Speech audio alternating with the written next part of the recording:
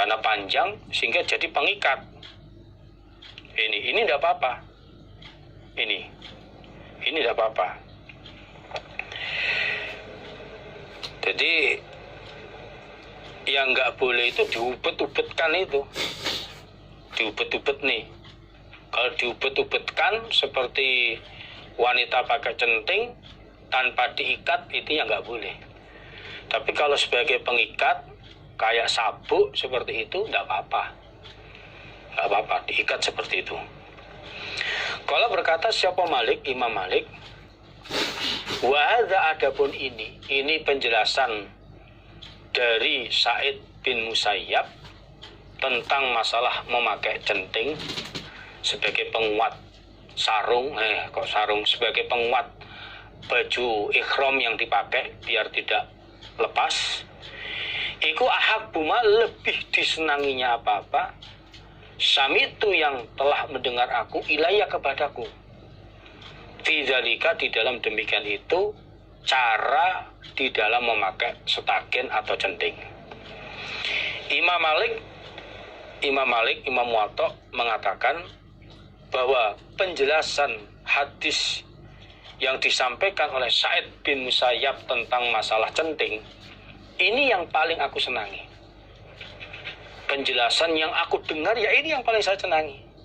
Ini diperbolehkan pakai centing, setagen untuk sabuk, diikat pinggangnya. Ini kalau dulu ya ikat pinggangnya ini. Ini yang paling saya pilih untuk menguatkan pakaian ihram agar tidak lepas. Ini sebagai penguat pakaian ihramnya agar tidak lepas. Ini sebab kalau nggak kuat, apalagi orang yang gemuk, perutnya buncit. Nah ini kalau nggak pakai setagen, nggak pakai sabuk, wah ini dibuat kayak sarung, dikhawatirkan nanti lepas. Ini kalau lepas ya kemaluannya nanti kelihatan karena nggak boleh pakai apa saja yang berjahit. Nah, ini yang saya senangi. Berarti berdasarkan penjelasan seperti ini, berarti pakai setagen, pakai sabuk bagi orang yang ihram itu diperbolehkan. Nggak apa-apa, biar baju ihramnya kuat. Ini untuk orang laki-laki. Kalau wanita itu ya nggak perlu seperti itu. Nah, tadi sudah dijelaskan dalam hadis itu tadi rawahu Baihaqi.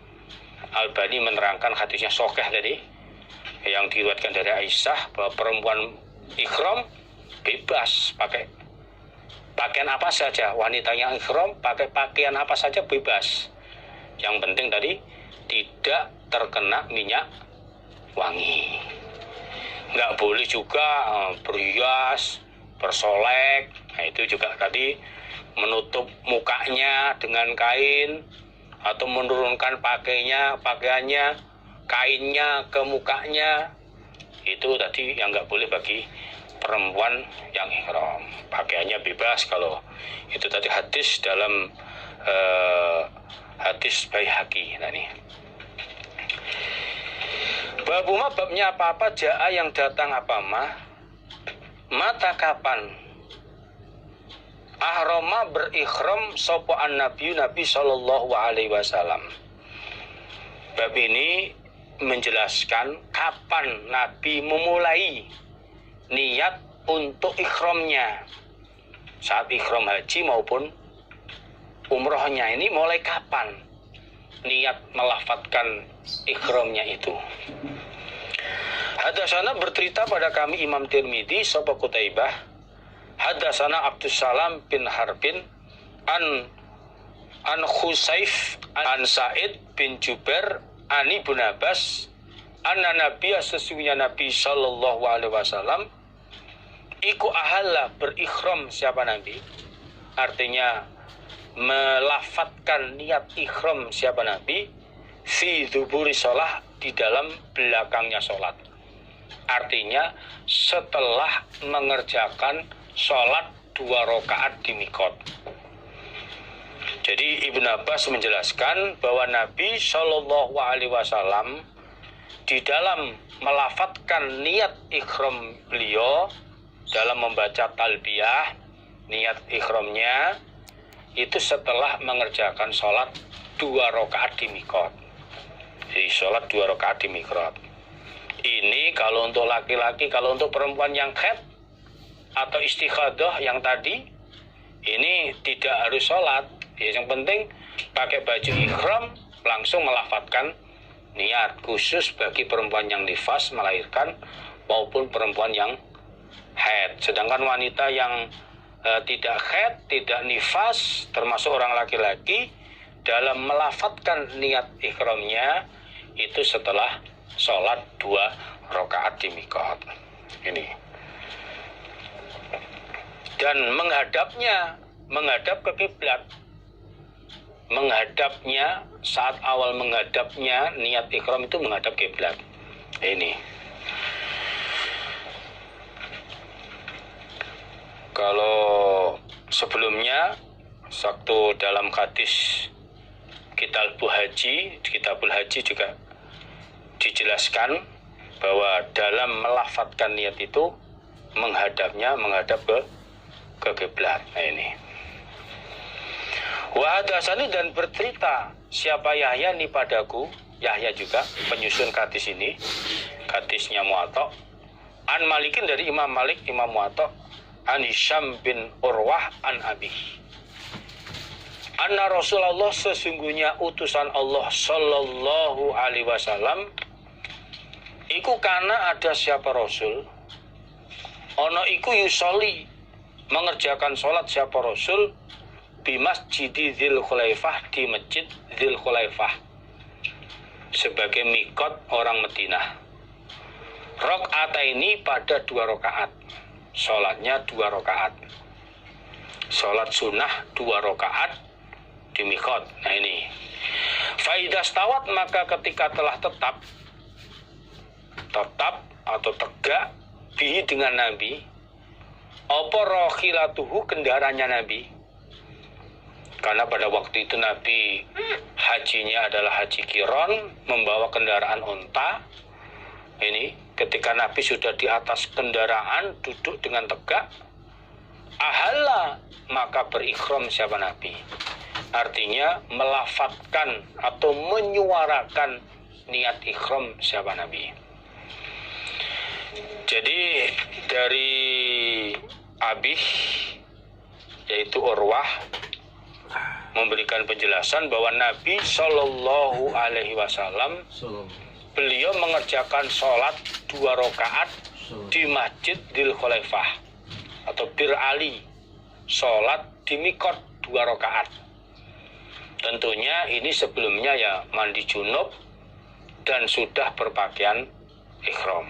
Nah ini. Lalu ketika Nabi sudah naik kendaraan, jadi kendaraan Nabi sudah tegak membawa Nabi, sudah naik di atas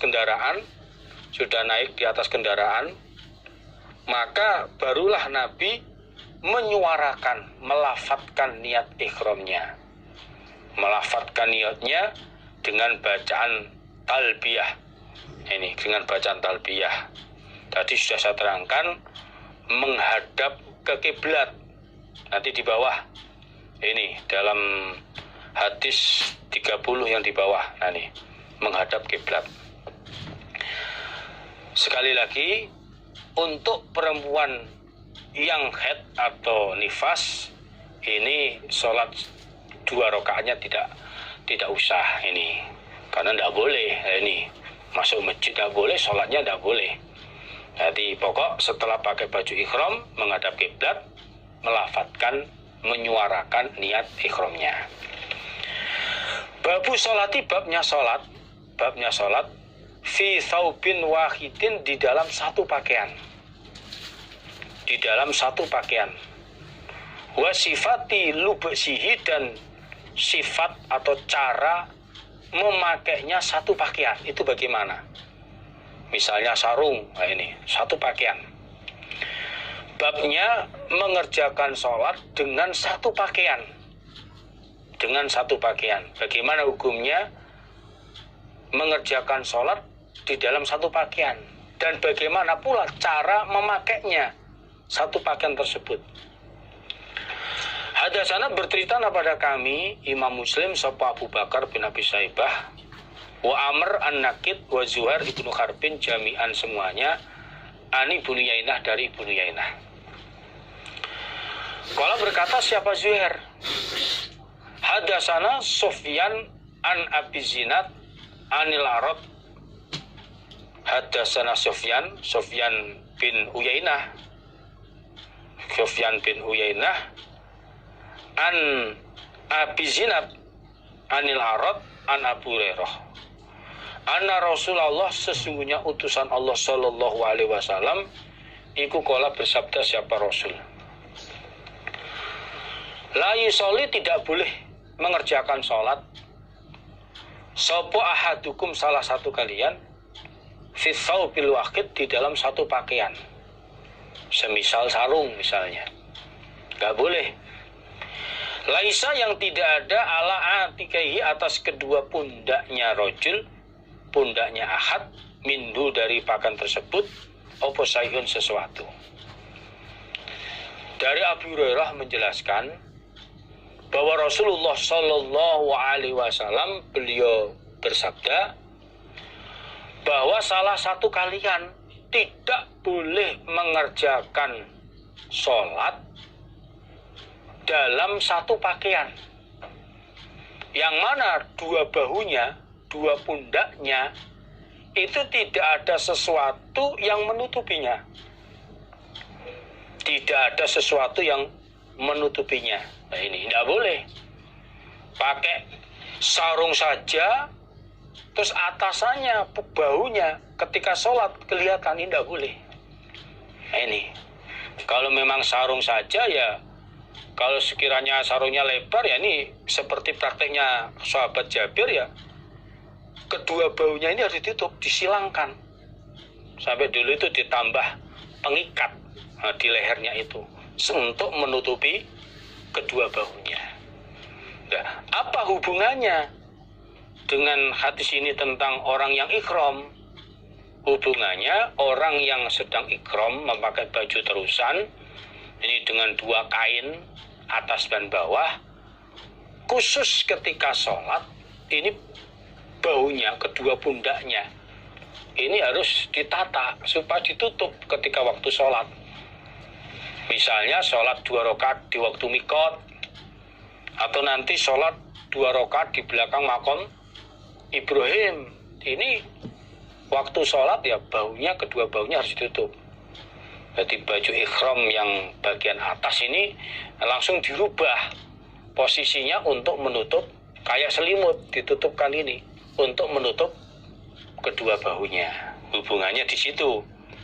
Nah di sini untuk umum pokok sholat itu ketika pakai baju nggak boleh kedua bahunya kelihatan, harus ditutup. Nah ini hubungannya dengan orang yang ikhram, mana saat sholat 2 rakaat di mikot, termasuk sholat 2 rakaat di makom Ibrahim dan lain sebagainya, ini supaya kedua bahunya ditutupi. Ini babul ihlali, babnya ihlal, babnya menyuarakan atau membacakan ikhram, menyuarakan niat ikhram mustaqbil kiblat dengan orang yang menghadap kiblat. Bab ini menjelaskan saat menyuarakan niat ikhram, saat berikhram ini dengan keadaan menghadap kiblat, dengan keadaan menghadap kiblat. Waqala berkata siapa Abu Ma'marin hadasana, bercerita kepada kami sapa Abdul Waris, hadasana Ayyub an-Nafi. Qala berkata siapa Nafi, karena ada siapa Ibnu Umar. Nafi ini merupakan mantan budaknya Ibnu Umar.